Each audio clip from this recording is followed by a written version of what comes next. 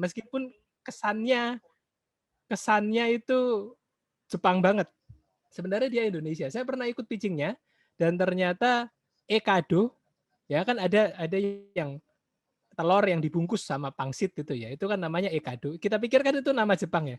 Ternyata itu adalah egg yang dibungkus seperti kado. Ya, jadi dua-duanya ini asli Indonesia gitu. Dan tapi itulah yang membuat orang-orang kemudian tertarik ya. Rasanya branding itu kan gitu. Orang merasakan experience-nya bagus ini handuknya, enak ini makanannya, ini bener-bener Jepang banget nih gitu. Dengan nama penamaan yang seperti itu, dengan experience yang seperti itu orang jadi punya persepsi. Nah, inilah yang menarik dari branding. Saya punya 2 pertanyaan lagi ya. Equil dan Silver Queen, mana yang aslinya dari Indonesia? Apakah Equil, apakah Silver Queen, apakah keduanya? Oke. Oke. Ya, ada yang jawab Equil, ada yang jawab Silver Queen. Ya. Thank you. Jawabannya adalah keduanya. Equil itu diambil dari kaki Gunung Salak. Ya, kesannya aja. Memang karena dia diekspor ke Eropa, orang-orang Eropa banyak minum Equil, kesannya itu memang kayak ini ya, apa namanya? Kayak minuman Eropa. Padahal dia itu dari kaki Gunung Salak. Silver Queen itu juga asli Indonesia. Gitu ya. Dan masih banyak produk-produk asli Indonesia lainnya, Crispo, ya, Polytron gitu. Yang brandnya itu menimbulkan persepsi ini canggih, ini bagus gitu ya. Tapi sebenarnya itu adalah asli Indonesia. Nah, kalau saya sekarang kasih harga, ya, saya kasih pilihan ke Bapak Ibu sekalian. Sama-sama air dari kaki Gunung Salak. Ya, yang di sebelah kiri bentuknya gelas, yang di tengah itu aqua dari kaki Gunung Salak juga, dan yang satu lagi itu Equil gitu. Mana yang Anda rela bayar Rp40.000, bahkan enggak lebih ya, Rp40.000, Rp50.000 lah. Kalau saya kasih segelas air pasti enggak rela. Ya, kalau saya kasih botol aqua yang kayak gitu pasti juga enggak rela, apaan. Ya, kayak ginian mah 2.000 perak udah dapet ya di Indomaret gitu. Tapi kalau saya kasih Equil, ya sebenarnya isinya sama-sama air, terlepas dari dia sparkling water atau reguler ya. Tapi sebenarnya kan apa namanya, ini sama-sama air. Bahkan airnya sama dari kaki Gunung Salak gitu ya. Kalau Bapak Ibu boleh mau cari, Equil itu dari kaki Gunung Salak. Nah, Villa de Equilibrium di Bogor. Bener ya? Ya itulah ya. Nah, jadi Bapak Ibu sekalian, memang intinya branding itu apa? Persepsi. Ya, kita kita tidak hanya ngomongin tentang ininya doang ya, tentang logonya doang gitu. Tapi kita juga ngomongin tentang produknya, tentang experience-nya, tentang apa yang kita ingin tawarkan dan siapa target audiens kita. Kalau Equil ya memang target segmennya beda sama Aqua, apalagi Aqua yang kayak gitu. Aqua sendiri kan punya ya Aqua yang memang mahal ya. Aqua yang memang botolnya itu kayak botol kaca reflection gitu ya. Nah, tapi memang segmentasinya berbeda. Nanti kita belajar segmentation, targeting, dan positioning. Otomatis nanti positioning ketemu di positioning, differentiation, dan juga brand.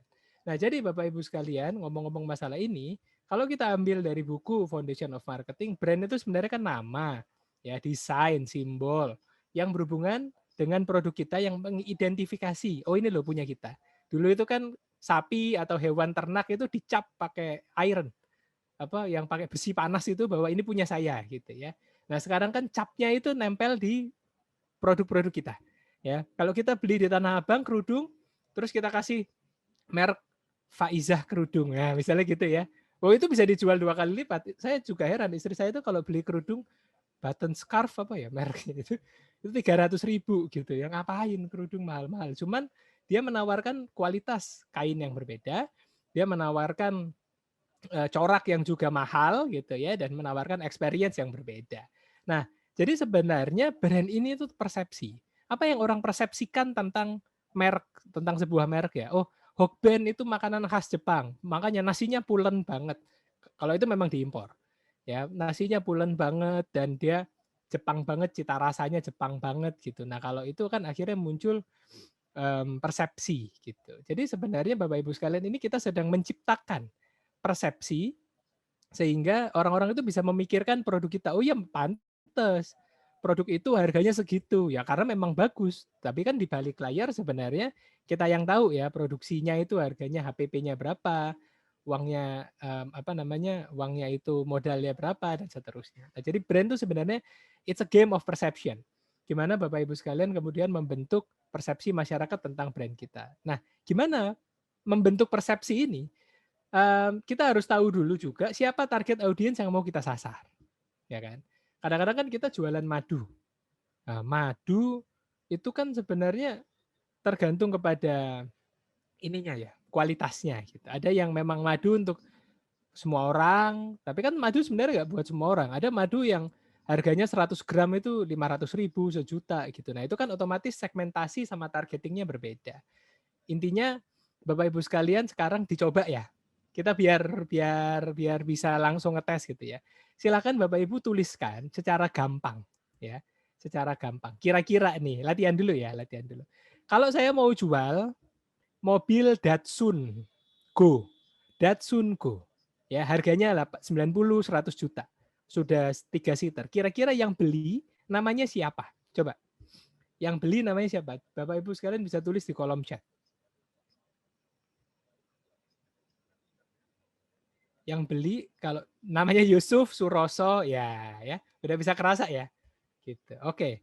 Sekarang kalau saya bilang yang beli Fortuner kira-kira namanya siapa? Alex ya. Rico. Nyebut nama sendiri boleh loh Pak Ronaldo ya. Kalau mau nyebut nama sendiri boleh. Michael ya. Kok kayaknya kita jahat ya mengidentifikasi orang berdasarkan handphonenya. Berdasarkan handphonenya. Berdasarkan namanya gitu. Tapi it works ya, it happens gitu. Jadi kan memang kita kemudian akan menilai ya. Kita kan kemudian akan menilai apa yang orang-orang katakan tentang brand kita dan kemudian kita bisa tahu ya apa yang mereka inginkan gitu. Nah, kita sudah tahu kalau misalnya Datsun Go itu Pak Yusuf sama Pak Suroso. Berarti kan kita bisa bilang apa masalah mereka? Masalah mereka adalah pengen punya mobil yang murah. Ini sorry itu saya. Ini contoh ya. Pak Yusuf dan Pak Suroso pengen mobil yang hemat ya, yang hemat, ringkes, bisa bisa bisa cepat punya gitu ya, biar bisa bawa keluarga jalan-jalan gitu. Nah, sementara Pak Michael sama Pak Alex ini tuh punya karakter mobil yang tangguh di segala medan gitu. Jadi sebenarnya Fortuner itu bukan bilang mobil saya bagus, tapi mobil saya tangguh di segala medan dan dibawa ngapain aja bisa gitu ya. Karena orangnya Pak Alex dan Pak Rico dan Pak Michael butuhnya itu. Sementara saya bilang ini mobil keluarga yang terjangkau. Nah, berarti kan kita bisa bisa tahu kan itu ya. Klasifikasi kita di mana, posisi kita itu di mana gitu. Jadi biar Bapak Ibu sekalian kemudian tahu segmen kita itu siapa sih sebenarnya. Kalau segmen kita sudah tahu siapa, jadi kita bisa menentukan kita harus ngomong apa. Oh, Pak Michael butuhnya mobil yang bisa dipakai buat off-road. Nah, kita bilang mobil yang tangguh untuk segala medan. Nah, cocok. Gitu ya. Kita nggak ngomong mobil yang muat buat keluarga. Karena ternyata Pak Michael sama Pak Alex itu bawa Fortuner itu buat dibawa keluar kota gitu ya, buat dibawa bawa sepeda gitu ya, buat keluarga juga sih, tapi ada manfaatnya yang lain. Nah, sekarang saya akan ajak Bapak Ibu sekalian untuk silakan coba tuliskan ya, tuliskan produknya masing-masing dulu, produknya aja. Bapak Ibu sekalian di sini tuh jualan apa ya. Jadi biar nanti kita kita kebayang apa yang dijual. Boleh silakan ditulis di kolom chat.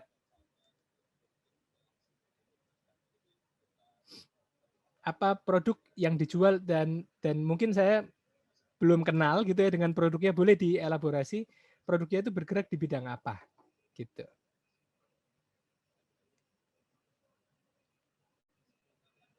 Oke, boleh dituliskan di kolom chat nanti sambil kita bahas sambil clothing. Oke, Pak Israr. Pak Israr ini personal brandingnya bagus ya, Pak Aisrar. Kayak iPad sama iPhone sama AI yang lain gitu ya. Nah, jadi brand baju boleh Pak Israr disampaikan Pak. Siapa target audiensnya Pak? Yang mau di clothingnya spesifiknya apa? Siapa yang mau dijualin?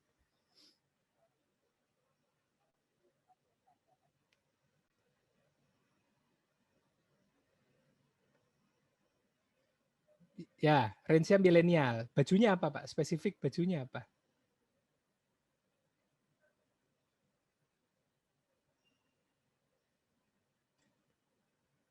T-shirt, oke. Nah, anak milenial pengennya ngapain, Pak? Pengennya apa?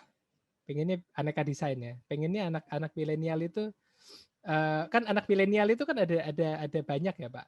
Nah, jadi biasanya dia ada di kota besar gitu. Namanya aja, namanya siapa?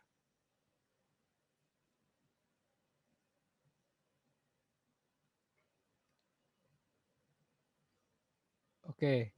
Sambil kita menunggu jawaban dari Pak Aisrar. Jadi oh, yang lucu-lucu. Oke, Pak. Saya udah dapat. Berarti kan bajunya itu baju yang lucu-lucu. Untuk milenial yang gimana? Milenial tuh banyak, Pak. Nah, saya akan ajak Bapak Ibu kenalan sama 3 ya. Sama yang namanya segmentation, demografi, sama yang namanya demografi, usia dan jenis kelamin, ya, psikografi, gayanya, ya, kesukaannya, sama geografi, lokasinya di mana. Anak milenial di Bogor, sama anak milenial di Karawang, anak milenial di Bandung, sama anak milenial yang ada di apa sih Cimahi gitu ya, itu kan udah beda gitu. Itu geografi. Anak milenial umur SMP sama SMA bercandanya beda. Nah, jadi tujuan kita untuk mensegmentasikan ini adalah kita tahu siapa yang benar-benar kita sasar. Usia, jenis kelaminnya, namanya siapa, kesukaannya gimana. Kalau sekarang tulisannya yang bercandaan, berarti memang segmen kita yang anak-anak yang slow, ya, yang santai gitu. Nah, itu psikografinya. Nah, Bapak Ibu sekalian kalau mau riset bisa pakai tools yang di sebelah kanan, nanti kan materinya bisa dibagikan ya. Tools yang ada di sebelah kanan, kita isi fotonya siapa, kebutuhannya apa gitu ya, kesukaannya apa, pendidikannya apa, income-nya berapa, dan seterusnya. Biar apa? Biar kita itu bisa fit, produknya itu, marketnya itu fit gitu ya. Produk market fit, biar produk kita itu benar-benar nyampe. Karena gini, milenial itu kan banyak. Ada milenial yang muslimah, mbak-mbak muslimah, kayaknya nggak cocok nih. Mas-mas yang rocker, nggak cocok nih. Oh, mas-mas yang agak santai, karakteristik psikografinya itu agak santai gitu. Nah, itu dia ya, psikografik gitu. Nah, itu dia nomor 1. Jadi Bapak Ibu sekalian tahu segmentasi, targetingnya, dan apa namanya, nanti kita akan ngomongin positioningnya. Oke, jadi misalnya target yang mau kita sasar untuk bajunya Pak Aisrar ini adalah baju milenial, anak-anak muda gitu ya, anak-anak muda milenial di kota besar yang bercandaannya itu bercandaan yang sekarang gitu, yang panik nggak, panik nggak, panik lah masa enggak gitu kan. Nah itu kan ada tuh karakteristiknya Pak. Jadi kita nggak capek nyasar semua orang gitu ya. Nah, jadi message-nya adalah baju yang kamu banget gitu nanti misalnya. Jadi yang benar-benar bisa bisa mewakili apa yang mereka mau. Nah, itu dulu. Ya, segmentasi dan targeting biar Bapak Ibu sekalian nggak target ke semua orang.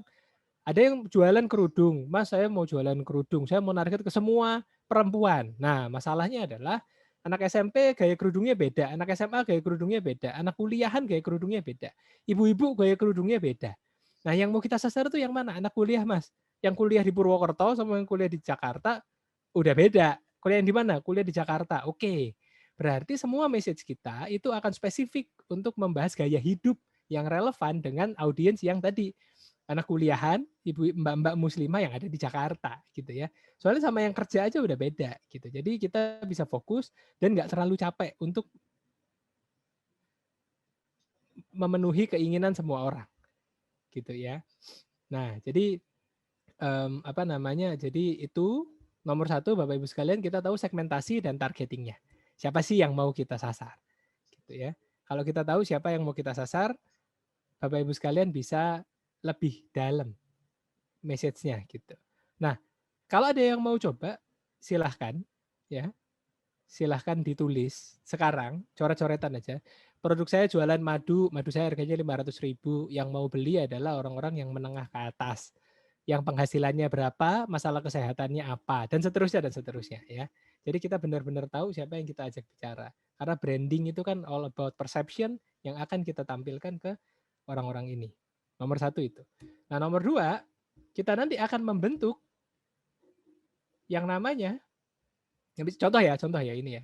Saya kemarin bantuin sebuah busana muslim misalnya. Busana muslim ini ternyata ingin menyasar generasi M.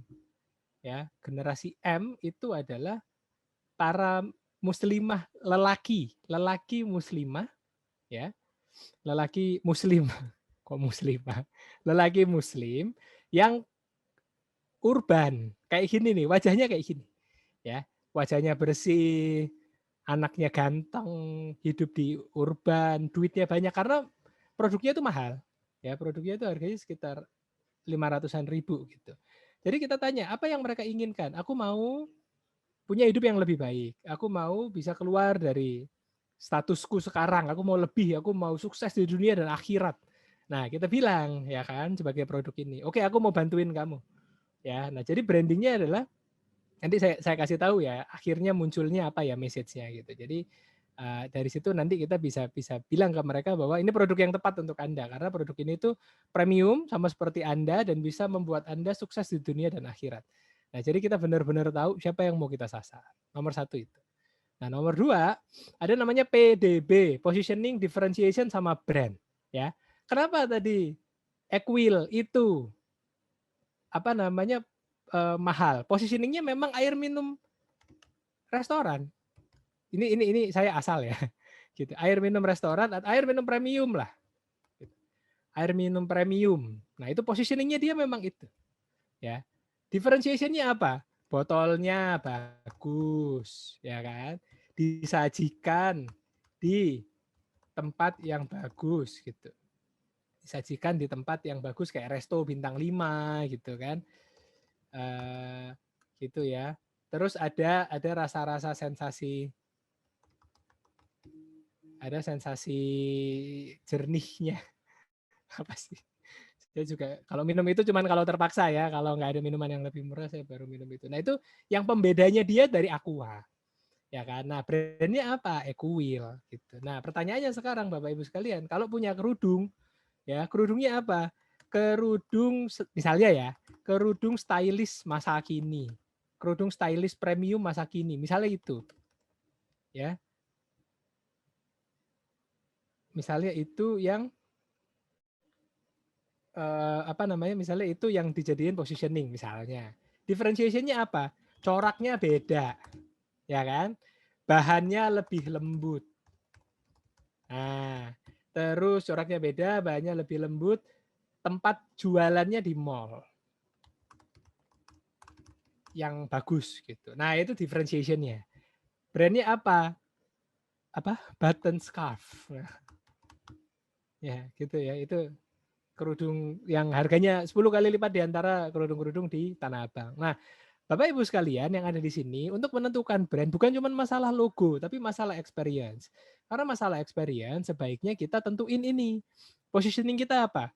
Madu yang jernih. Ya, misalnya gitu ya atau madu alam yang sehat. Madu mah semuanya alam dan sehat ya. Madu premium lah gitu. Paling gampang memang naruh kata premium. Cuman kan nggak semua produk ngomongin premium kan, justru memang positioningnya adalah seafood tapi murah. Nah itu kan positioningnya, ya si siapa namanya? Um, apa sih itu?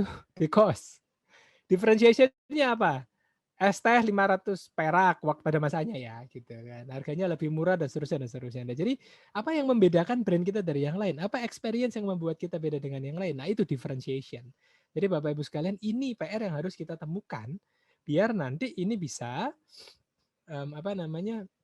Biar nanti ini bisa ketemu gitu ya, pembeda kita apa, kita itu posisinya ada di mana, karena kan otak konsumen kita itu kan kayak ini ya, kayak rak-rak kosong gitu. Nah, kita tuh mau nempatin yang di mana gitu. Handphone udah banyak. Saya mau nempatin buat handphone selfie. Nah, gitu ya. Saya mau nempatin buat handphone yang bisa dicoret-coret pakai note. Saya mau nempatin buat handphone yang kamera belakangnya ada 5 misalnya. Nah, itu kan positioning. Differentiation-nya apa? Kameranya lebih bagus dan seterusnya dan seterusnya. Brand kemudian kan ada makna yang tercipta dari situ. Ya, jadi brand itu bukan cuma masalah produk premium dikasih logo gitu. Nggak cuma itu, tapi benar-benar bisa apa namanya benar-benar bisa valuable gitu. Oke, Bapak Ibu sekalian, kalau ada yang takutnya lupa mau kirim pertanyaan boleh ya ditulis aja dulu di kolom chat gitu. Oke. Nah, sudah ada yang nanya nanti nanti kita bisa nanti kita bisa jawab ya, Mas Aisrar ya gitu. Oke. Nah, selanjutnya Kalau kita udah tahu, ya, semoga sampai di sini paham ya Bapak Ibu. Mas, saya jualan kue kering. Apa ya positioning saya? Kue kering kecil, nah, misalnya gitu.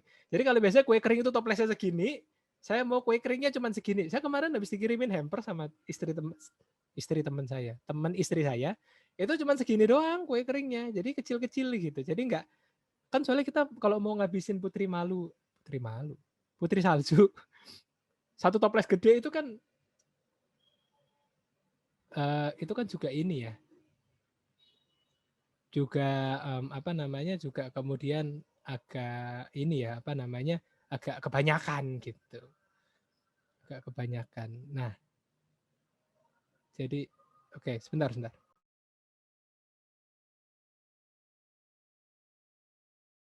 Nah, itu ya rekan-rekan sekalian. Nah, jadi apa namanya, Bapak Ibu sekalian bisa menentukan apa nih bedanya saya dan saya itu di antara semua itu positioning-nya ada di mana gitu ya. Nah, sebenarnya apa yang membangun produk kita ya, ada 7P namanya marketing mix, ada harga. Ya memang dia terkenal harganya mahal ya karena kualitasnya premium, nggak apa-apa, harga nggak harus murah kok gitu ya. Promosi, ada yang promosinya keren, ada yang promosinya gokil, ada yang promosinya lucu banget gitu ya. Ada lagi yang physical evidence gitu. Oh, packagingnya bagus ya, tokonya bagus. Nah, itu kan physical evidence. Ada yang proses diproduksi tanpa tangan manusia gitu misalnya. Nah, itu kan jadi memang memang bisa bisa bisa menonjolkan ya proses gitu, atau orangnya itu ganteng-ganteng banget gitu ya. Yang jualan ganteng semua ya boleh juga gitu ya. People-nya gitu ya, dan otomatis produknya sendiri dan place. Nah, itu yang membangun esensi dari brand kita gitu. Nah, contohnya kemarin itu ada apa namanya? Contohnya itu kemarin ada si baju muslim tadi, saya bilang, apa yang mau kita sampaikan ya, para pria muslim ini itu ingin setiap hari itu jadi hari yang lebih baik. Kalian bekerja keras dan istiqomah, sabar, cerdas, semuanya lah gitu. Lalu berserah diri kepada Allah dengan pakaian terbaik. Nah, jadi pakaian muslim kita itu bukan sekedar baju, tapi ada value-nya. Value-nya adalah menemani Anda dalam bekerja ya dan beribadah, karena kan harus hablum minallah, hablum minallah gitu ya. Nah, jadi ada pesan karena kita tahu nih baju kita premium, segmen kita pria muslim modern, dan kita bisa cerita gitu ya. Nah, nanti ada 7 nih brand elemen yang harus kita buat ya. Brand elemen yang harus kita buat yaitu satu, namanya sendiri ya. Tadi Pak Israr nanya nih.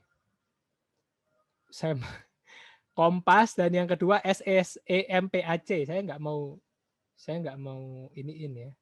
Saya nggak mau sebut namanya gitu ya. Nah, tapi kan kemudian buat apa kalau kemudian itu value-nya itu jadinya cenderung negatif gitu. Para anak jadi buat bercandaan doang di antara teman-temannya, mau minta ke orang tuanya juga nggak enak gitu. Jadi saya percaya nama adalah doa gitu. Jadi sebisa mungkin nama itu yang memang bagus ya buat kita gitu. Nyarinya nggak harus wangsit dulu ya, sedapatnya aja dulu. Nanti kalau apa namanya dirasa udah cocok ya nggak apa-apa, bisa kita lanjutin. Kalau misalnya pas masih belum ya nanti bisa berubah gitu. At the end kan nama bisa bisa terus berubah ya, cuman jangan jangan berubah terus. Bisa terus berubah tapi jangan terus sebulan sekali ganti gitu ya. Itu brand name. Yang kedua logo atau simbol. Ya, logo atau simbol atau key visual yang nanti akan kita bikin bersama-sama. Yang ketiga tagline ya. Tagline-nya apa gitu ya. Yang keempat adalah URL yang nanti namanya akan kita jadiin URL ya. Karena kan di era digital ini tuh kan URL atau username ya. Gitu. Yang kelima adalah karakter, yang keenam adalah packaging, yang ketujuh adalah jingle atau key sound. Jadi memang kadang-kadang kan kita bisa bikin tututit tutit. Nah, kalau lagi meeting terus ada suara begitu kan kita pasti akan langsung ngeh kan. Gitu. Nah, kalau misalnya ngomong-ngomong tentang logo, sekarang tadi udah ketemu ya brand name-nya ya gitu. Nah, sekarang ngomong-ngomong tentang logo, banyak nih variasi logo ya. Bapak Ibu sekalian nggak usah harus pengen bikin logo yang sebagus ini gitu ya. Nah, bikin aja dulu logo yang sederhana. Pakai apa, Mas? Apakah saya mau pakai yang abstrak atau yang lettermark atau yang wordmark gitu? Nggak apa-apa. yang ada aja dulu gitu. Pakai apa? Banyak kok logo creator. Kalau mau ke agency logo juga bisa gitu ya. Nah, tapi kalau buat sekarang mending pakai logo creator aja dulu biar cepat dapat logo, bisa ditaruh di sosmed kita, bisa ditaruh di website kita dan lain sebagainya. Gitu. Nah, masalahnya kemarin gini. Ada yang lucu nih. Ada warung bakso pakai warna biru. Menurut Mas Andin gimana? Ya nggak apa-apa sih. Cuman itu kan ada isu ya dengan warna, ya milih-milih warna gitu. Warna itu kalau biru itu berhubungannya sama teknologi masalahnya gitu kan, sama teknologi, sama kepercayaan, sama trust gitu ya,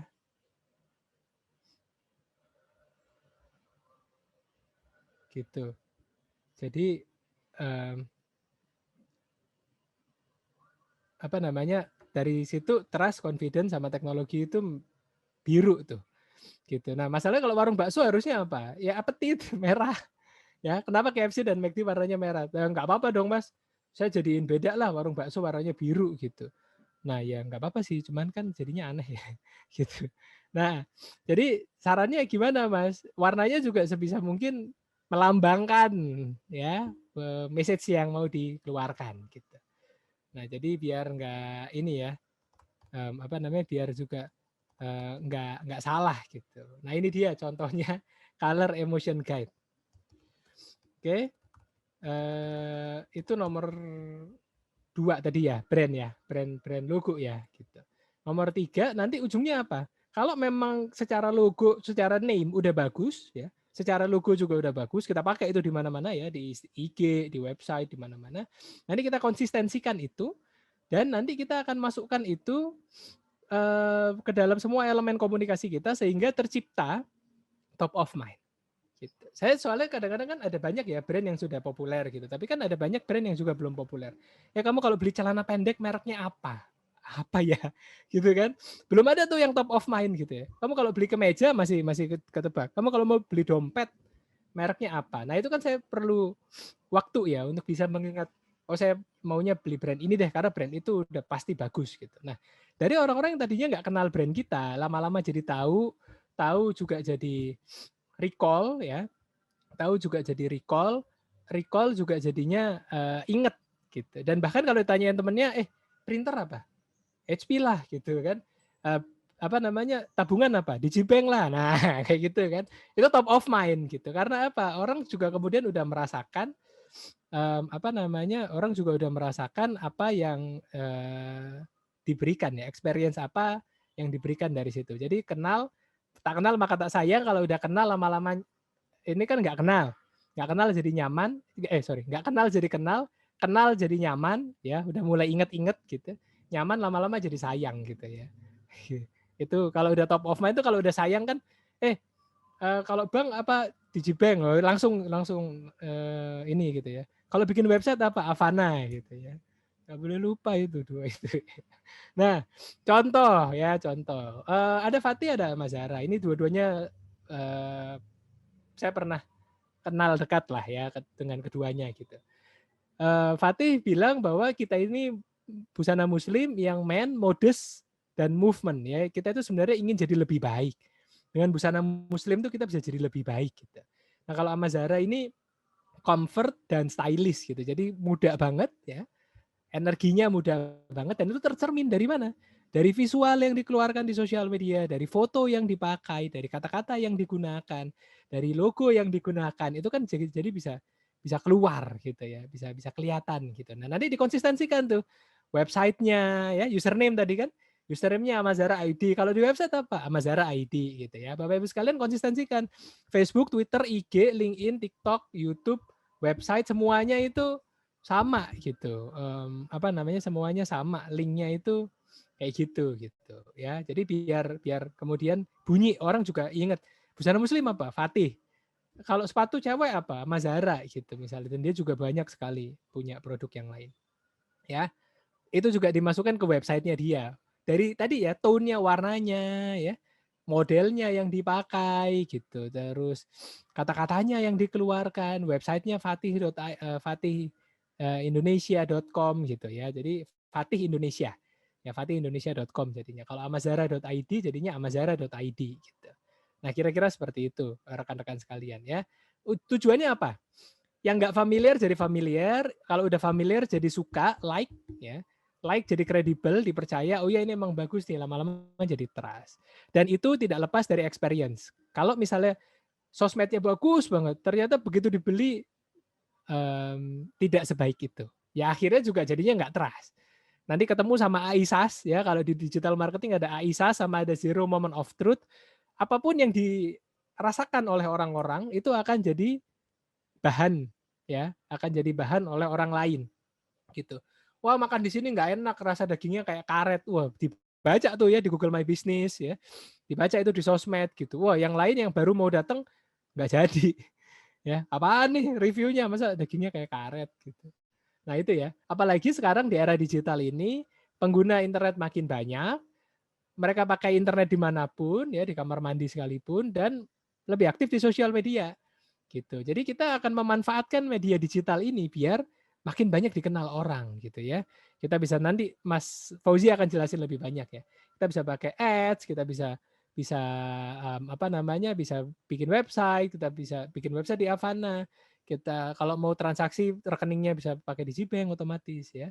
Terus kita bisa targetkan orang-orang yang sangat hyper targeting, yang memang sesuai segmennya, bisa diukur dan bisa ngobrol sama orang-orang itu ya. Jadi karena di marketing 4.0 ini orang tuh pengen sejajar, pengen ngobrol sama brandnya. Kita berbagi value yang sama, kita berbagi spirit yang sama, dan brand kita itu bisa menjawab masalah anxiety dan desire yang dihadapi oleh orang-orang itu di luar sana gitu ya. Nah, ini yang kemudian menarik untuk bisa kita elaborasi. Nah, nanti apa yang harus kita samain semua nih? Website harus senada tadi ya dengan brandingnya tadi. Warnanya, domainnya, www.apa.com-nya, akun IG kita, sosial medianya, marketplace-nya, ada banner gitu ya. Semuanya harus senada. Semuanya kalau misalnya brandnya ditutup bisa bunyi itu ya. Ini kita gitu, bisa bunyi karakteristik kita. Di paid, Instagram Ads, Facebook Ads, Google Ads, dan yang lain-lain, influencer bahkan bisa merasakan gimana experience dengan brand kita gitu ya. Dan yang lain tadi yang saya sebut dengan earn, saat orang-orang merasakan experience-nya, mereka akan berbagi. Mereka akan berbagi apa yang mereka rasakan gitu ya. Gitu. Nah, kalau belum punya website, bikinlah dengan Avana. Karena apa? Itu menunjukkan kredibilitas brand. Ya, ada websitenya nih, ada ininya nih, dan websitenya template-nya bagus-bagus lagi. Kalau template-nya nggak bagus kan orang jadi nggak percaya ya, gitu. Kalau color-nya aja nggak sama kan ada merah, kuning, hijau gitu. Di marketplace bikin juga nggak apa-apa, bikin banner yang bagus, ada logonya, produk-produknya di foto yang benar gitu ya. Sosial medianya ngobrol asik di kafe gitu juga bisa gitu. Jadi benar-benar kita bisa bisa menguasai branding ini dengan baik dan kita tunjukkan. Kalau katanya kita premium, ya cara ngomong kita premium, cara layanan kita premium, desain kita juga premium gitu ya. Nah, itu muncul. Apalagi di sosial media. Nah, banyak anggapan sosial media ini sekedar posting-posting aja. Padahal kan tidak sesederhana itu ya sebenarnya sosial media itu. Justru kita tuh harus ngobrol. Kalau kita tadi kerudung yang memang premium, maka kita kasih tips. Wah, kalau kerudungnya udah premium, paling bagus make up-nya yang kayak gini nih ya. Make up-nya yang pas dan yang lain sebagainya gitu ya. Nah, apa namanya juga bisa kita bilang, kita madu premium berarti gaya hidup yang kita tampilkan di sosmed juga beda gitu ya. Nah, intinya sosial media itu jangan jualan terus tapi ngobrol. Kita kasih value ya. Kita kasih value tentang kesehatan, kita kasih value tentang fashion, kita kasih value tentang kebaruan-kebaruan yang lain gitu ya. Jadi intinya bisa benar-benar hidup gitu dan tercermin ya karakteristik kita seperti apa.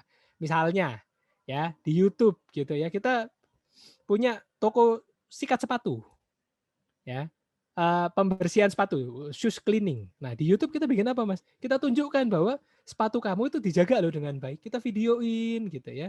Wah, jadi orang trust kan? Percaya, oh ini benar-benar sepatu premium nih, saya nggak apa-apa bayar 150.000, tapi sepatu saya benar-benar dijaga dengan video. Dia kasih tutorial gitu loh nyikatnya, gitu ya. Nah itu kan kemudian muncul trust ya. Di situ kita tunjukin gedung kita, kantornya bagus, representatif, orangnya juga bener, nyikatnya bener gitu. Nah itu YouTube. WhatsApp, cara ngobrol kita juga yang bagus gitu ya. Cara ngobrol kita yang bagus, yang santun gitu kan. Jangan marah-marah gitu ya. Memang kadang-kadang orang nyebelin sih, tapi jangan marah-marah juga gitu. IG gitu ya, misalnya IG kan kemudian juga apa namanya harus premium ya tampilannya tadi. Kalau memang positioning kita premium. Kalau kita positioningnya untuk semua orang yang receh-receh ya jadiin receh aja sekalian gitu ya. Harus sama dengan brand yang mau diangkat gitu. Nah, habis itu Facebook ya, Facebook sesuai dengan segmennya. Twitter juga kemudian bisa ya sesuai dengan segmen anak-anak muda. Dan kalau TikTok ya memang harus joget gitu, memang harus gerak gitu ya. Ini sorry, ini penjelasannya gitu. Jadi setiap channel juga kemudian punya karakteristik yang berbeda-beda. Nah, biar bisa kemudian agak nyambung ya dengan audiens yang memang mau disasar. Kalau di Facebook karakteristiknya agak beda dengan IG gitu ya. Jadi jangan ditembak satu untuk semua gitu. Tapi kalau di apa namanya LinkedIn segmennya profesional gitu. Kalau di Twitter memang bisa lebih banyak edukasi, trade atau wordplay gitu ya. Dan kalau di TikTok memang bisa experience dan musik yang tadi joget-joget gitu. Nah, intinya di sosial media juga kita tuh harus bisa empower. Intinya kayak tadi gini, kita jualan madu, kita premium, kita anggaplah positioningnya adalah sebagai madu premium gitu ya. Nah, kita juga sebagai konsultannya, kita kasih gambaran gitu ya. Biar sehat itu gimana sih? Olahraga yang ringan di rumah aja itu gimana sih? Makanan yang harus dihindari karena bisa bikin leher tegang itu gimana sih? Nah, kita tidak hanya sekedar dinikmati kontennya, atau tidak hanya sekedar berinteraksi, tapi juga bahkan empower. Konten kita itu bisa bikin orang makin pinter. Oh, keren kan? Ya, jadi benar-benar brand kita itu hidup dan memberikan value ke orang-orang. Ini contoh kemarin campaign-nya Fatih jadi lebih baik. Bulan Februari kita ingin jadi lebih mulia. Gimana caranya? Oh, doanya ini, sunahnya ini gitu ya. Mars lebih aktif. Bulan Syakban nih, gimana nih kita biar bisa lebih aktif gitu ya. Biar tetap sehat tapi tetap aktif gitu. April udah mulai Ramadan lebih kuat nahan emosi, lebih kuat apa namanya secara fisik karena lagi puasa dan Lebaran lebih dekat. Nah, gimana kemudian brand kita itu bisa membantu mereka untuk mewujudkan yang mereka harapkan. Nah, gitu. Jadi brandnya itu nggak sekedar nama, nggak sekedar logo, tapi benar-benar bisa ada value-nya, gitu. Ya.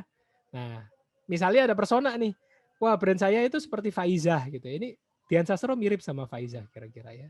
Dia tinggal dikerudungin aja mirip sama Faizah. Jadi, wah brand saya kalau nulis di sosial media harus kayak gini mas ya, harus smart, harus ekspresif, tapi nggak berisik gitu. Nah itu akan jadi karakter brand. Ya, jadi biar brand kita itu juga kemudian apa namanya juga biar brand kita itu kemudian nggak ini ya apa namanya nggak beda sama persepsi orang gitu. Jadi kan wah kita brand premium mas, kita itu jualan kerudung premium. Nah misalnya gitu tadi ya. Nah jadi sosok kita itu Dwi Handanda. Nama username-nya lucu ya, Dwi Handanda. Jadi dia pengen pengen menonjolkan kepremiumannya, maka cara ngomongnya pun premium. Nah, kira-kira seperti Dian Sastro tapi dikerudungin. Gitu ya, let's say misalnya gitu. Nah, nanti bunyi tuh ya di sosial media. Apakah ada quotes-quotes ya, warna-warnanya juga kelihatan gitu. Ini contohnya yang Amazara tadi. Jadi intinya brand itu harus tercermin di mana-mana, di website, di sosmed, di kata-kata, bahkan saat menulis caption dan seterusnya gitu ya. Intinya sosial media kalau Bapak Ibu sekalian udah mulai masuk ke sana, gunakan serelevan mungkin, ke relatable mungkin gitu ya. Yang engaging secara visual dan headline, angkat tren-tren yang sedang happening, yang lagi happening. Suara hati istri nggak usah diangkat ya kalau tidak ada hubungannya dengan brand gitu ya. Tapi Pak Tirta itu kok bisa punya istri sampai 3 gitu ya. Nah, terus harus bisa ngobrol gitu, edukatif dan juga entertaining di waktu yang bersamaan dan juga personalize atau humanize ya. Nah, intinya buat sosial media konten karena akan kelihatan dari situ ya konten itu, buatlah konten semenarik mungkin yang relatable ya. Jadi brand kita itu bisa bermanfaat bagi orang. Masukkan dengan konteks yang sesuai ya dan konsisten. Kalau kita sehari karakternya beda, sehari lagi karakternya beda, ya nggak ketemu.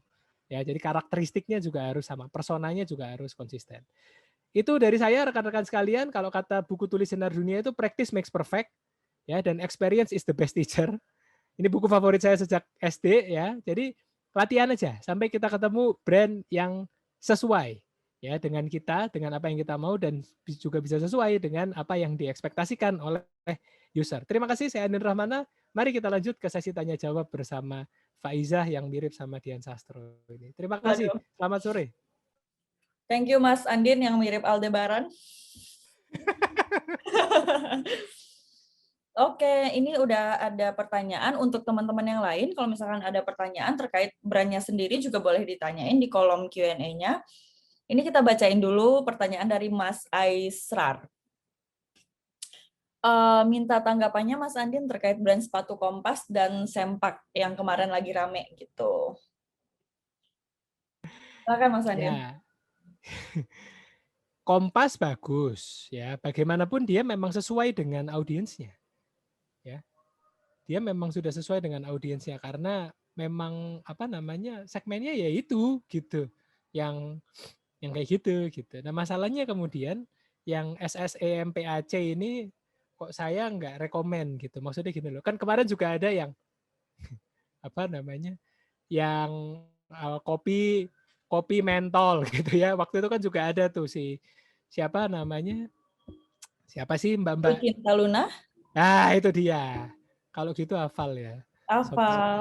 Faiza. Nah itu jadi kan nggak enak ya gitu. Akhirnya brand itu juga kemudian sensasi itu bisa menimbulkan positif impact tapi cuma sebentar, nggak sustain gitu loh.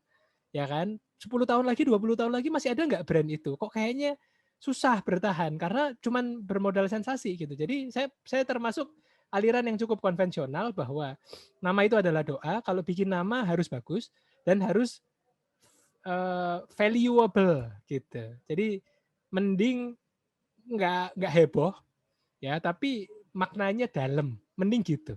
Daripada cuma sekedar heboh, naik habis itu hilang. Nah, nggak sustain itu dia. Gitu. Kan 10 tahun apa bayangin kayak brand-brand besar itu kan udah tua banget loh, ya. Nah, itu namanya long lasting sampai sekarang gitu. Prambors itu kemarin 50 tahun. Ya, singkatannya adalah Prambanan, Borobudur dan Magelang. Atau kayak Radio Jeronimo kemarin di Jogja ada Radio Jeronimo kemarin ulang tahun, nama aslinya itu bukan itu, tapi kayak yang agak aneh gitu loh. Nah itu kan kalau itu nggak bisa bertahan 50 tahun, tapi kalau Jeronimo masih bagus gitu kan. Apa ya gitu namanya. Jadi intinya yang penting nama adalah doa, bikin sebagus mungkin dan insya Allah kita bisa mengusahakan biar brand ini bisa long lasting gitu. Oke, thank you Mas Andin. Nah, ternyata Mas Aisrar ini punya brand sendiri nih Mas, namanya RNG DLM gitu. Terus kepanjangannya adalah Rang Dalam. Tagline-nya semua sia-sia tanpa orang dalam gitu. Mungkin Ya, kita ajak Mas Aisrar yang ngomong sebentar kali ya Mas. boleh. Coba kita panggil Mas Aisrar. Oke, halo Mas Aisrar.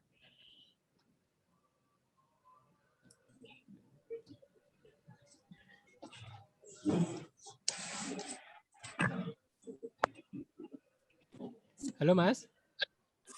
Halo. Ya. Mas Aisrar, mungkin boleh cerita sedikit nih Mas mengenai brandnya Mas Aisrar seperti apa gitu. Nanti Mas Andin boleh menanggapi juga gitu. Boleh. Ya, jadi tadinya sih buat lucu-lucuan aja gitu namanya ya. Seperti tagline-nya semua sia-sia tanpa orang dalam gitu. Jadi ibaratnya kayak ya walaupun semua sudah diatur Tuhan begitu, cuman ya bercanda aja gitu. Jadi karena pernah saya dapat tuh ada 3 poin penting kalau kita mau golin sesuatu gitu. Doa, usaha, dan yang ketiganya nih orang dalam. Kayak gitu Mas Andin. Jadi oke, sorry tadi Kim ya. Jadi apa namanya noted Mas. Nggak apa-apa kan memang gayanya kayak gitu ya. Kalau memang gayanya kayak gitu nggak apa-apa, tapi berarti harus konsisten, harus digituin kan agak-agak apa ya bukan selengean ya, agak-agak gaul yang kekinian, yang fun, lucu-lucu, seru-seru Ya. gitu loh. Jadi apa namanya, itu harus kayak gitu, kayak misalnya The Panas Dalam gitu kan Mas. The Panas Dalam band itu kan memang kalau bikin lagu, kalau bikin lirik ya konsisten, dia memang ngaconya ya ngaco dalam artian ciri khas dia gitu. Nah jadi Mas karena memang udah gayanya komunikasinya kayak gitu, rang dalam bukan panas dalam gitu ya Mas ya. Jadi memang apa namanya ya harus karakternya harus dikeluarin gitu. Jadi memang ini saya belum aktif ya Mas di sosmed ya. Jadi memang kemudian message-nya harus lebih kuat gitu ya. Jadi biar kemudian orang bisa tahu nih arahnya, ini memang brand gayanya ini lucu-lucunya itu kayak gitu. Jadi apa namanya, biar keluar gitu. Nah di konsistensikan aja Mas, masalahnya logonya ya, RNGDLMR bulat gitu ya misalnya. Nah karena memang ini sekarang kan perlu dibangun dulu itu biar orang-orang kemudian ngeh sama karakteristik brand ini. Gitu, Mas Aisrar. Iya, terima kasih Mas Andin. Thank you.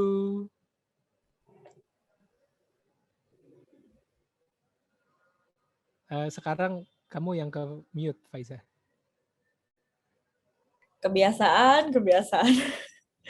Oke, thank you Mas Aisrar sudah share. Jadi menarik juga ya Mas Andin ya brandnya. Karena itu memang jadi obrolan anak-anak zaman sekarang banget sih Mas, orang dalam itu gitu. Iya. Pas banget momentumnya gitu ya. Iya. Tapi nggak apa-apa kan, yang penting itu kan usaha ya, privilege apa, usaha privilege itu kan nomor sekian gitu. Betul. Oke, nah sebelum kita tutup sesi yang branding ini, mungkin ada satu key takeaways dari Mas Andi nih buat teman-teman yang ada di sini. Oke, jadi gini, intinya memang kemudian orang-orang itu menyederhanakan branding itu hanya masalah logo dan masalah nama. Ternyata tidak. Ya, branding ini proses yang terus-menerus berjalan. Jadi kita harus menjaga ya apa positioning kita ada di mana, differentiation kita ada di mana, dan kemudian nanti diwujudkan dalam keseharian kita, dalam cara jawab kita, cara ngangkat telepon, cara balesin komen di IG, cara menulis konten gitu. Jadi itu harus brandnya banget gitu. Artinya perlu waktu, nggak bisa langsung untuk bisa menemukan itu, tapi seiring berjalannya waktu teman-teman nanti bisa dapat apa namanya titik sweet spot ya. Nah yang kayak gini nih yang pas nih gitu. Jadi di titik itulah kemudian teman-teman bisa lebih lega, tidak perlu membentuk lagi tapi tinggal mempertahankannya. Itu Faiza. Oke, thank you banget nih Mas Andin. Jadi intinya coba terus sampai dapat sweet spot-nya gitu ya Mas ya. Ya. Oke, thank you so much Mas Andin Thank atas you Faiza di sharingnya. Tebet. Sampai ketemu di kesempatan selanjutnya rekan-rekan Sampai sekalian. ketemu Mas. Stay safe, stay healthy.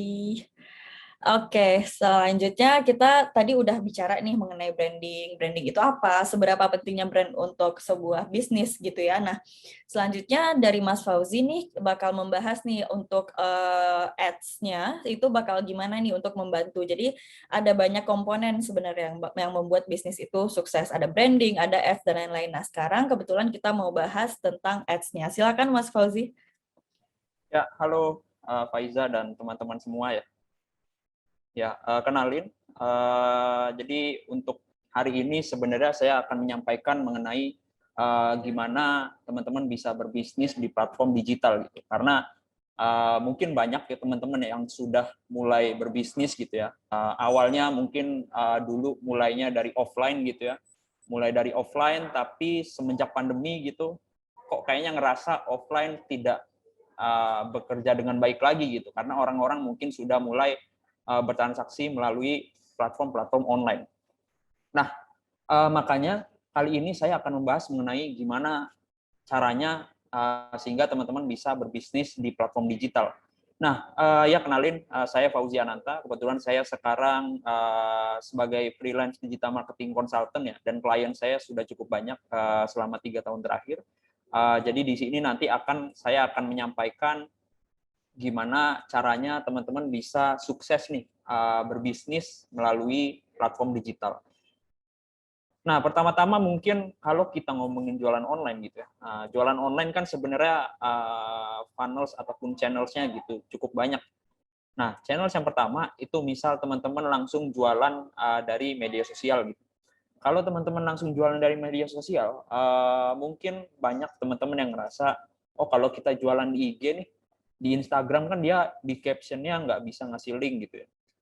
Dan kalau semuanya kita arahin langsung ke bio gitu ya, sehingga orang ngeklik link di bio gitu kan agak ribet gitu ya. Step-nya agak panjang. Nah, makanya di akhir tahun lalu, Instagram itu mulai merubah algoritma pembelian. Mungkin kalau teman-teman aware, ada misal teman-teman di Instagram gitu ya, di Instagram sebuah brand, ketika teman-teman follow gitu, di dalam postingannya itu ada kayak tag yang digambar atas kanan.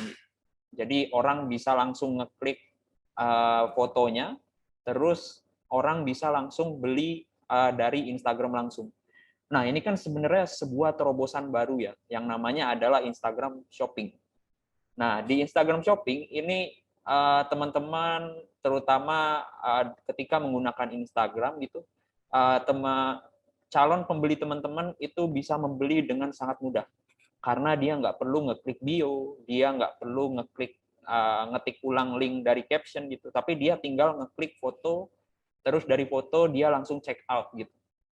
Nah, makanya di Instagram Shopping ini sebenarnya sangat potensial. Kenapa potensial? Karena di Instagram Shopping ini, kalau kita ngomongin Instagram gitu ya, mungkin mayoritas orang Indonesia, mungkin 90% mungkin mereka punya Instagram gitu. Dan mungkin satu orang pun tidak buka Instagram sekali aja sehari. Tapi pasti ada orang-orang yang lebih gitu. Bukanya mungkin ada yang setiap jam sekali, ada yang setengah jam sekali. Nah, dengan pengguna Instagram yang cukup banyak gitu. Nah, pengguna Instagram yang cukup banyak itu kan agak sayang ya kalau kita tidak maksimalkan gitu. Makanya dengan pengguna yang cukup banyak itu seharusnya kita bisa maksimalkan dengan menggunakan Instagram Shopping untuk jualan online. Nah, terus yang kedua itu kalau kita misal sudah menjalankan Instagram Shopping gitu ya, terus kita sudah mulai coba jualan gitu, tapi ternyata jualan kita mandek gitu, benar-benar stuck, tidak ada tambahan lagi gitu, mungkin mentok 50 juta setiap bulan.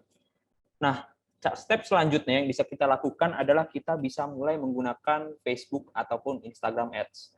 Jadi sebenarnya ini adalah logikanya sama kayak kita bayar ke Facebook ataupun Instagram. Dan Facebook, Instagram itu nanti akan mengiklankan iklan kita ke orang-orang yang kemungkinan berminat. Jadi kita cukup membayar aja dan kita ngasih tahu Facebook nih, nanti arahin iklan saya ini ke orang-orang yang umur 35, terus dia seneng finance misal untuk DBS gitu ya. Jadi di Facebook dan Instagram Ads ini tujuannya kalau teman-teman untuk jualan online gitu bisa mempercepat peningkatan penjualan gitu. Walaupun sebenarnya ya Facebook ataupun Instagram Ads ini kan murni settingan dari kita ya. Kalau misal teman-teman udah coba ads tapi rugi gitu, itu berarti ada yang salah dari cara teman-teman beriklan. Itu Facebook dan Instagram Ads. Terus selanjutnya ada juga channel yang namanya website. Nah, kalau website ini mungkin bisa dibilang ya, website itu bisa mempermudah pembelian orang gitu. Dan dengan website itu data pembeli itu bisa milik kita 100%. Jadi misal kita mau ngiklanin ke dia lagi biar dia mau beli, terus misal kita mau nargetin dia lagi biar dia beli lagi, itu lebih enak kalau kita menggunakan website. Nah, selanjutnya itu ada juga ketika kita jualan online, ada yang namanya Google Analytics. Yang mana Google Analytics ini dia sebenarnya lebih berfungsi untuk tracking ya, untuk mencatat pengunjung-pengunjung di website kita. Jadi website teman-teman misal si Google Analytics ini bisa mencatat siapa saja yang berkunjung, tipe mereka orang seperti apa, umur berapa, lokasi di mana, itu bisa tercatat semua oleh Google Analytics. Sehingga nanti teman-teman bisa lebih tahu karakteristik audiens teman-teman itu seperti apa. Dengan menggunakan Google Analytics, teman-teman bisa mengetahui hal tersebut. Nah, selanjutnya itu adalah Search Engine Optimization, atau kita singkat SEO gitu. Nah, SEO ini mungkin kalau teman-teman misal searching di Google gitu ya, di Google hasil pencarian, teman-teman misal cari baju bola Indonesia gitu. Kan pasti di hasil pencarian itu ada website yang paling atas ya. Nah, kenapa website itu bisa paling atas? Itu karena SEO. Jadi website yang paling atas dengan SEO bagus itu kan memperbesar kemungkinan produk teman-teman dibeli oleh orang yang mencari. Itu SEO. Terus selanjutnya itu ada marketplace. Kalau ini mungkin teman-teman sudah paham ya, ada Shopee dan Tokopedia. Itu cukup banyak ya, dan mereka bervariasi, fee-nya juga beda-beda, terus juga ya promonya yang mereka tampilkan juga beda-beda gitu. Dan ya marketplace ini teman-teman bisa melakukan variasi lah, misal untuk produk yang high quality misal di Tokopedia gitu. Terus kalau misal yang low quality di Shopee misalnya seperti itu. Terus teman-teman juga bisa ketika jualan online itu bisa menggunakan kupon ataupun diskon, karena dengan kupon ataupun diskon yang teman-teman gunakan itu sebenarnya bisa membuat calon pembeli teman-teman senang gitu. Jadi dengan ada kupon dia itu bisa mulai mencoba beli, dan kalau misal ternyata dia puas dia akan beli lagi gitu. Nah, jadi ini adalah taktik-taktik ataupun cara-cara yang bisa digunakan oleh teman-teman pebisnis untuk berjualan online. Nah, mungkin saya langsung masuk ke salah satu channel yang tadi saya mention ya, dan Instagram ini kan salah satu channel ataupun saluran penjualan yang cukup banyak peminatnya gitu. Nah, di sini saya mau coba nunjukin beberapa tips postingan di media sosial. Yang pertama, teman-teman itu ketika buat postingan Instagram gitu ya, teman-teman sebenarnya bisa menggunakan ALT text, yang mana ALT text ini berguna untuk SEO. Jadi ketika orang cari, misal orang cari pakai hashtag, orang cari pakai ketikan biasa di search box gitu ya, itu orang tersebut bisa menemukan foto Instagram teman-teman. Misal ada yang cari jual helikopter gitu. Nah, dengan menulis ALT text teman-teman jual helikopter, itu nanti orang yang mencari jual helikopter itu akan menemukan postingan teman-teman. Dan ketika dia sudah menemukan, kalau misal teman-teman sudah terintegrasi dengan Instagram Shopping gitu ya, yang menemukan itu bisa langsung klik dan beli langsung gitu. Jadi nggak perlu, oh ini belinya di mana ya? Dia ngeklik Linktree, misal dari Linktree dia pilih dulu mau beli di mana, dan itu agak panjang stepnya dan kadang bikin orang males gitu. Jadi dengan kombinasi antara gimana caranya optimasi Instagram dan juga cara check out yang mudah di Instagram, itu bisa mempermudah calon pembeli untuk membeli sebuah produk. Nah, yang kedua itu teman-teman bisa juga menggunakan hashtag.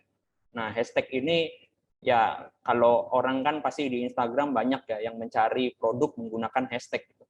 Dan hashtag ini emang cukup bisa meningkatkan kemungkinan produk teman-teman diketemukan itu dari hashtag. Dan saran saya sih kalau hashtag jangan lebih dari 10 ya, karena kalau terlalu banyak nanti dia terlihatnya sebagai spamming. Terus yang ketiga, teman-teman perlu perbanyak interaksi. Jadi kalau misal ada yang komen di Instagram gitu ya, ada yang komen di Instagram, terus dibales gitu, jangan didiemin doang atau di likes doang, tapi dibales sehingga ada interaksinya. Karena dengan interaksi yang cukup tinggi itu Instagram suka gitu, dan kalau dia suka itu nanti produk teman-teman akan mudah ditemukan sama orang lain. Terus nomor 4, ini yang tadi sudah saya sampaikan juga, jadi sebenarnya teman-teman bisa menggunakan Facebook Ads ya untuk memperluas jangkauan dari produk teman-teman. Misal teman-teman sejauh ini mungkin masih nargetin pasar lokal gitu di Jakarta doang gitu. Tapi dengan Facebook Ads itu teman-teman bisa menjangkau pasar Bali, pasar Lombok misal, dan banyak kota-kota lainnya yang bisa jadi potensial. Nah, terus yang kelima, untuk ALT text ataupun hashtag, misal teman-teman jualannya itu adalah servis atau jasa, ya bisa menggunakan tambahan lokasi. Misalnya jasa fotografi Jakarta, terus ya jasa prewed Bandung misal, atau lokasi apalah yang biasanya orang juga cukup sering mencari di Instagram. Nah, ini pesan yang menurut saya cukup penting ya. Jadi ketika teman-teman berjualan di media sosial, sebenarnya yang terpenting itu adalah konten yang kita buat. Dan mungkin tadi sudah disampaikan juga oleh Mas Andin ya, kalau branding itu tidak hanya tentang logo aja, tapi juga banyak hal-hal yang mempengaruhi branding teman-teman. Dan salah satu branding yang paling menurut saya paling berpengaruh itu adalah foto yang teman-teman gunakan di Instagram. Kenapa? Kalau teman-teman menggunakan foto, misal nih, ini coba saya bandingin, ada 2 brand, tidak saya sebut brandnya apa, tapi kalau misal ada 2 produk ini, teman-teman suruh memilih, produk yang atas itu misal harganya 120.000, dan produk yang bawah itu misal 140.000. Nah, dengan melihat foto ini, teman-teman kan kayaknya langsung ngerasa, oh ini yang di bawah ini lebih mahal cuman 20.000 sih, tapi kok kelihatannya bikin saya jadi lebih ganteng gitu ya. Dan yang bawah ini dengan beda nambah 20.000 doang, saya bisa terlihat ganteng lah kayak modelnya gitu. Nah, dengan konten yang seperti ini, itu akan memperbaiki branding teman-teman, dan dengan branding yang baik, teman-teman itu bisa menjual dengan harga yang lebih mahal. Kayak tadi, yang di atas 120.000, tapi yang bawah itu 140.000. Jadi konten yang teman-teman buat itu menurut saya salah satu yang paling besar cukup pengaruhnya untuk branding ya, karena kontennya teman-teman itu adalah visual, dan visual yang pertama kali orang lihat ketika misal dia melihat Instagram kita atau dia sedang mencari sebuah produk. Nah, jadi seperti itu. Nah, sebenarnya segitu aja, tapi mungkin saya di sini akan coba bridging sedikit ya mengenai Avana. Mungkin ada teman-teman yang sedikit bingung apa itu Avana. Jadi kalau bingung apa itu Avana, jadi sebenarnya Avana itu adalah social commerce ya, yang mana kita menyediakan website toko online yang langsung terintegrasi ke media sosial teman-teman. Jadi kalau teman-teman mau punya Instagram shopping gitu, nah itu bisa melalui Avana. Nah, kenapa harus Avana gitu? Karena dengan di Avana, teman-teman itu update produknya hanya cukup 1 kali melalui dashboard-nya aja. Jadi teman-teman tidak perlu ngupdate produk lagi di Instagram Shopping, tidak perlu di Facebook Shop lagi, tidak perlu di WhatsApp lagi. Jadi teman-teman hanya cukup 1 kali mengupload di dashboard-nya teman-teman. Nah, untuk lebih jelasnya gimana Avana mungkin nanti akan bantu dijelaskan oleh Mbak Desi. Mbak Desi sudah ada di sini juga, tapi mungkin sebelum kita jump ke situ, kalau misal ada yang ingin ditanyakan, itu boleh sih kita masuk ke sesi tanya jawab. Ya, Mbak Faiza, saya kembalikan. Thank you.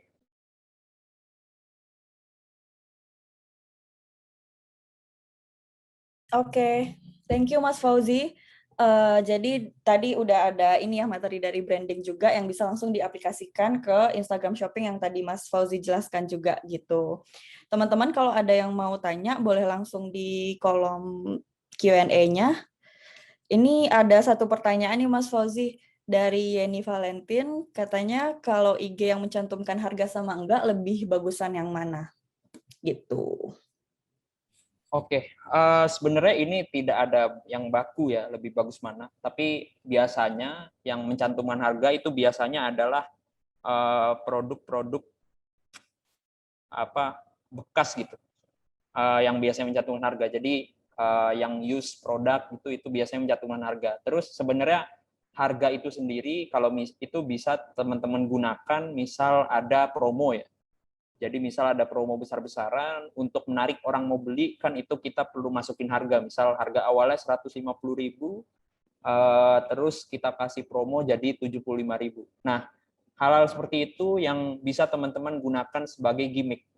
Tapi kalau saran saya sih, misal nampilin harga biasa ya, normal price doang ditampilin, nggak terlalu ini sih. Jangan, menurut saya jangan. Tapi beda halnya kalau misal ada gimmick atau ada promo, itu menurut saya bisa digunakan untuk orang mau beli lah. Nah, kenapa kayak gitu? Karena kalau kita nampilin harga normal, kita itu seperti sudah memfilter orang-orang yang nggak mau gitu. Jadi misal dia ngelihat harganya 75.000, wah mahal banget. Terus karena dia udah tahu 75.000, dia nggak visit website kita, dia nggak ngelihat apa-apa lagi, tapi langsung di close. Padahal siapa tahu dengan dia visit website kita, dia ngelihat harga kita, dia jadi lebih teryakinkan gitu, karena ngelihat, oh ini ada testimoni di websitenya misal, oh ini ada produk lain nih yang harganya lebih murah, yang kayaknya cocok dengan saya gitu. Jadi saran saya sih jangan pakai harga, karena harga bisa memfilter orang-orang yang siapa tahu bisa membeli produk lainnya. Kayak gitu.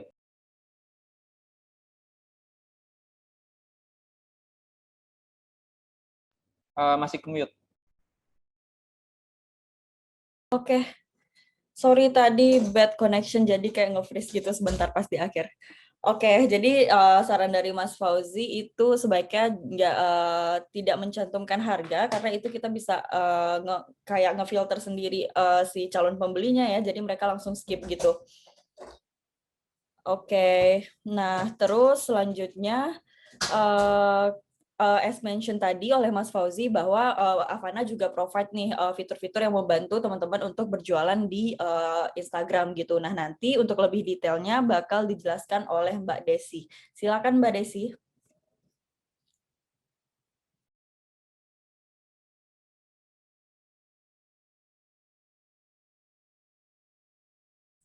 Halo Mbak Desi. Ya, halo semuanya. Ya, suaranya sudah terdengar dengan jelas? Ya, sudah jelas Mbak Desi. Oke, saya boleh share screen ya, Pak Fauzi dan Mbak Faiza.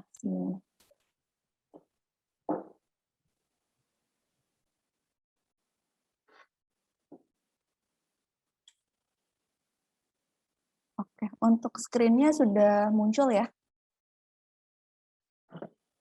Iya, sudah. Oke.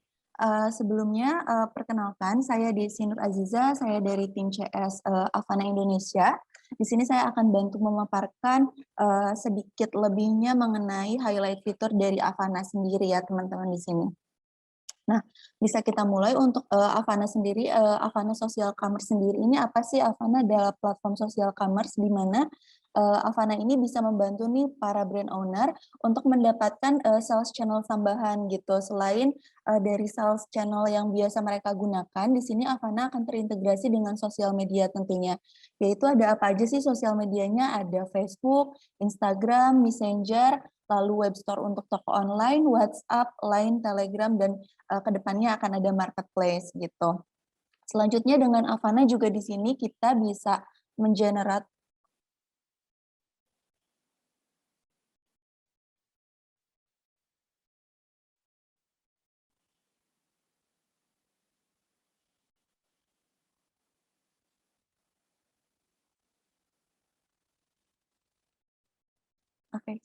mohon maaf.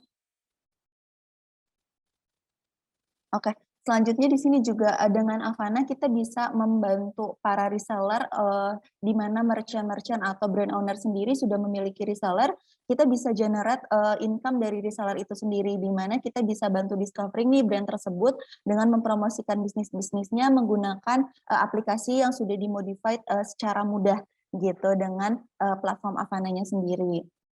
Nah, di sini juga Avana menawarkan solusi yang solutif sekali. Di sini Avana sebagai social commerce enabler yang membantu para brand owner ataupun KOL untuk membantu bisnisnya lebih scale up lagi gitu, di mana ada 4 sistem nih. Yang pertama itu ada automating their business process. Kita membantu bisnis prosesnya secara otomasi. Lalu kita juga expand sales funnels-nya seperti tadi sales channels-nya akan bertambah dengan sosial media. Lalu di sini kita juga akan support e-commerce operation-nya dan juga marketing dan selling tools dengan satu platform gitu. Untuk Avana sendiri, kenapa sih kita sebut sebagai end-to-end solution commerce platform gitu? Karena di sini Avana memberikan solusi. Yang pertama ada e-commerce operation-nya dengan automation teknologi dan katalognya. Lalu untuk fulfillment dan logistiknya pun kita sudah disupport dengan berbagai channel. Lalu untuk metode pembayaran atau payment-nya sendiri juga ini sudah disupport, serta untuk marketing dan selling tools-nya gitu. Selanjutnya untuk partner sendiri kita sudah bekerja sama dengan beberapa partner resmi seperti Facebook, Instagram, WhatsApp, Google, dan yang lainnya gitu ya. Di sini juga kita sudah bekerja sama dengan BG Bank gitu. Untuk produk suite-nya sendiri, yang pertama itu ada centralized dashboard. Di sini kita bisa mengatur seluruh kegiatan aktivitas penjualan kita mulai dari produk inventory, manajemen order, lalu juga ada customer manajemennya itu kita bisa kelola dengan satu dashboard di mana kita sudah disupport juga nih untuk tampilan web via PC ataupun desktop dan juga untuk tampilan mobile-nya bisa diunggah di Play Store ataupun di iOS Store gitu. Lalu next ini ada Instagram Commerce ataupun seperti yang sering kita sebut sekarang itu Instagram Shopping gitu ya. Di mana ini adalah fitur yang memungkinkan nih pelanggan untuk melakukan pembelian langsung melalui foto ataupun video di Instagramnya teman-teman gitu. Nah dengan Instagram Shopping ini juga kita atau dari si pelanggan ini dapat dengan mudah nih mencari atau menemukan brand dari teman-teman sekalian di sini gitu dengan cara browsing ataupun dengan di situ kita bisa melihat harga dan produknya sekaligus langsung dari Instagram seperti itu. Dan untuk katalognya sendiri di sini kita sudah automatically sync dengan inventory yang akan ada di Instagram maupun yang akan ada di dashboard Avana. Dan di sini juga kita bisa melakukan tag produk dan memperbolehkan teman-teman pelanggan di sini untuk melakukan check out langsung dari Instagram. Seperti itu. Lalu yang kedua ada Facebook Commerce. Kita juga sudah berintegrasi dengan Facebook, di mana kita juga akan mengautomatically sinkronkan kan gitu ya, new product yang sudah kita upload ini ke Facebook Katalog, dan kita bisa collect payment langsung di Facebook page-nya sendiri gitu. Kita bisa melakukan transaksi langsung melalui Facebook Store gitu. Selanjutnya untuk Messenger juga sama, kita juga sudah enable seamless browsing. Di sini kita bisa browsing nih produk katalog yang ada di Facebook Store, di web store-nya melalui Messenger gitu. Jadi produknya sudah otomatis muncul karena sudah terintegrasi. Lalu selanjutnya di sini ada WhatsApp Commerce. Nah, untuk WhatsApp Commerce sendiri ini adalah salah satu fitur yang memang highlighted banget di Avana nih, yaitu link checkout pembelian melalui WhatsApp gitu. Kita jadi hanya perlu mengirimkan link WhatsApp Commerce-nya, dan dari si customer-nya itu tinggal bisa scrolling produknya dan bisa langsung melakukan pembelian via WhatsApp. Seperti itu.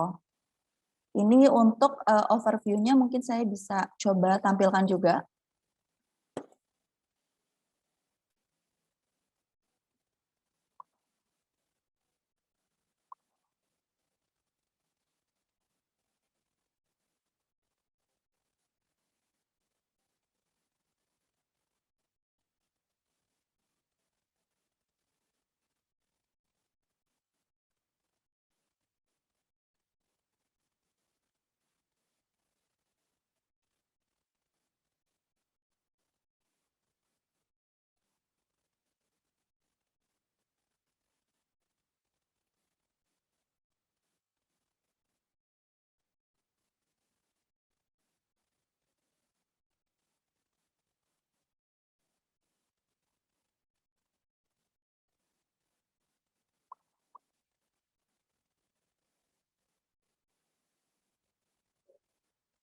Oke, itu sekilas mengenai WhatsApp Commerce-nya. Selanjutnya kita juga punya fitur yang namanya AvaChat, di mana kita dapat mengelola chat yang masuk dari pelanggan di beberapa channel lainnya gitu, seperti di WhatsApp, Line, Telegram, juga ada dari Messenger gitu. Kita dapat mengelolanya hanya dalam satu dashboard gitu. Tidak perlu lagi kita membuka satu persatu lagi platform untuk membalas chat pelanggan gitu. Jadi dengan AvaChat ini bisa lebih mudah untuk membuat waktunya itu lebih efektif dan efisien juga.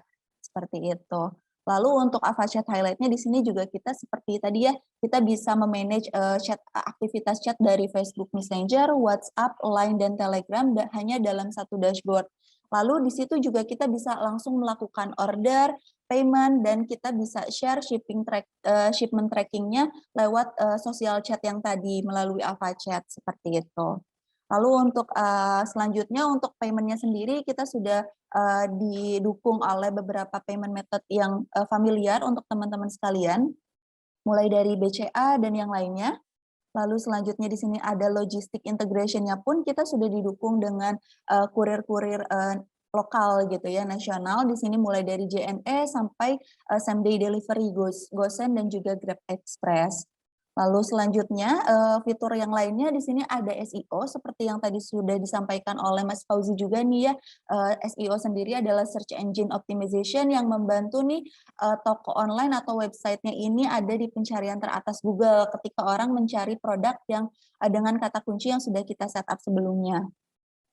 Lalu kita juga punya fitur reseller management di mana kita dapat mengelola reseller, memaintain reseller yang ada dengan fitur-fitur yang terdapat di Avana ini, di mana untuk fitur manajemen reseller ini kita bisa buat level resellernya, bisa kita base juga untuk commissionnya, baik itu affiliate maupun dropship ataupun stockist.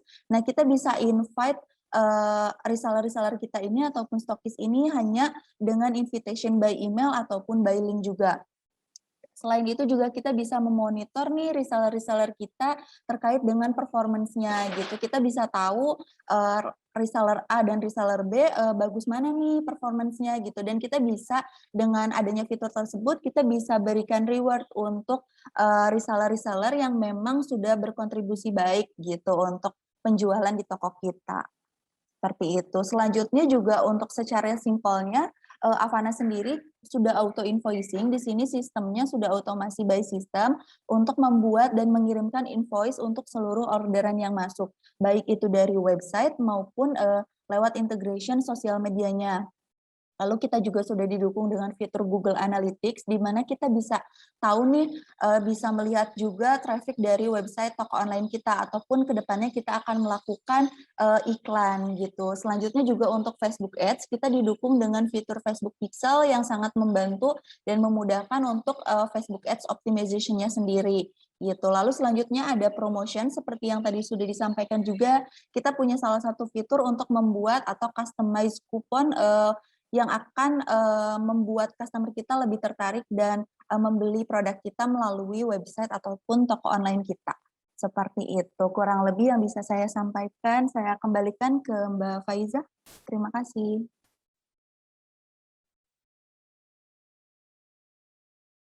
Oke, thank you Mbak Desi atas penjelasan produk Avananya. Jadi untuk teman-teman yang penasaran dan mau coba, bisa langsung ke www.avana.id. Di situ ada fitur free trial-nya, jadi teman-teman bisa langsung merasakan experience-nya berjualan menggunakan Avana seperti apa gitu. Jadi boleh habis ini bisa langsung dicoba gitu. Nah, karena berhubung waktu kita juga sudah habis, jadi aku mau mengucapkan terima kasih dulu nih ke Mas Fauzi yang sudah menyampaikan materinya. Tadi ada Mas Andin juga, ada Mas Aryo dari Digibank, dan terutama ke Mbak Desi juga, terima kasih gitu. Untuk teman-teman, terima kasih juga yang udah hadir dan udah stay dari awal sampai akhir. Untuk info-info selanjutnya, teman-teman bisa lihat di Instagram avana.id dan juga webinar lainnya di Digibank ID gitu. Thank you teman-teman semua, selamat melanjutkan aktivitas. Mohon maaf jika ada kesalahan. Bye.